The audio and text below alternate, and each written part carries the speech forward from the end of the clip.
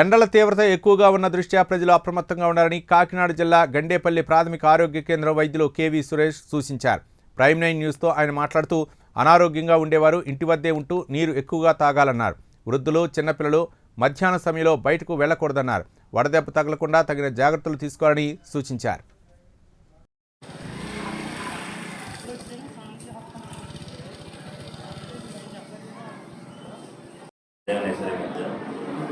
ఏదన్నా బయట తిరిగారా? ఏమన్నా ఎంతసేపు ఎండలో ఉన్నారేమన్నా? తల తిరగటం కానీ వికారం తలనొప్పి కానీ. నా పేరు డాక్టర్ కేవీ నరేష్ అండి. నేను గండేపల్లి ప్రాథమిక ఆరోగ్య కేంద్రంలో పనిచేస్తున్నానండి. ప్రజెంట్ ఏంటంటే మనకి హీట్ వేవ్ అనేది 10 days అనేది చాలా విపరీతంగా ఉండే ఛాన్స్ ఎక్కువగా ఉంటుంది. బయటగా టెంపరేచర్ కూడా 43, 44 వస్తుందనేసి మనకి చెప్తున్నారు మనకు సో బయట ప్రజలందరూ కూడా అప్రమత్తంగా ఉండి ఎండ బారిన పడకుండా వీలైనంతగా పనులు ఉదయం పూట కానీ రాత్రిపూట కానీ చేసుకోవాల్సిందిగా నేను తెలియజేస్తున్నానండి. ప్రథమంగా వృద్ధులు, చిన్నపిల్లలు, ఆల్రెడీ బీపీ కానీ షుగర్ కానీ ఇతరత్ర దీర్ఘకాలిక సమస్యలు ఉన్నవారందరూ కూడా జాగ్రత్తగా ఇంటి పట్ల ఉంటూ తగినంత మోతాదులో నీరు తీసుకుంటూ మీకు ఎండ బారిన పడకుండా ఇంట్లో ఉంటే ఉపయోగకరంగా ఉంటుంది.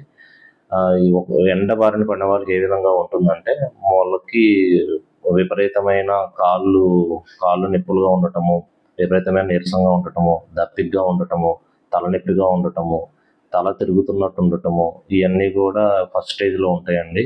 ఇంకా హీట్ స్ట్రోక్ అనేది ఇంకా వడదెబ్బ అనేది ఎక్కువగా తగిలితే వాళ్ళకి కంటి చూపు నెమ్మదించటము, స్పృహ కోల్పోవటము, పల్స్ పడిపోవటము, ఇంకా ఎక్కువగా ఉంటే విపరీతమైన బాడీ టెంపరేచర్ 104, 105 కూడా వచ్చే ఛాన్స్ ఎక్కువగా ఉంటుంది. సో ఇవన్నీ జరగకుండా ఉండాలనుకుంటే మన ఇంటి పట్ల ఉంటూ తగినంత హైడ్రేషన్ అంటే నీరు ఎక్కువగా తాగుతూ కుదిరితే ఇంట్లోనే కొబ్బరి బొండం కానీ చలవ చేసే పానీయాలు కానీ ఇంట్లోనే తయారు చేసుకొని తాగితే మనకి హీట్ క్రాంప్స్ కానీ, హీట్ స్ట్రోక్ కానీ, హీట్ ఎగ్జాస్షన్ కానీ రాకుండా వచ్చే అవకాశం ఎక్కువగా ఉంటుంది. ఇలాంటి సమస్యలు ఏమన్నా ఉంటాయి అనుకుంటే మా ఆరోగ్య సిబ్బందికి విలేజ్లో తెలియజేయవలసిందిగా కోరుతుంటున్నాము. మా ఆరోగ్య కేంద్రము కూడా 24/7 ఓపెన్ చేసి ఉంటుంది. సో ఎటువంటి ఇబ్బందులు ఇలాంటివి ఏమన్నా ఉంటే రావాల్సిందిగా కోరుతున్నాం.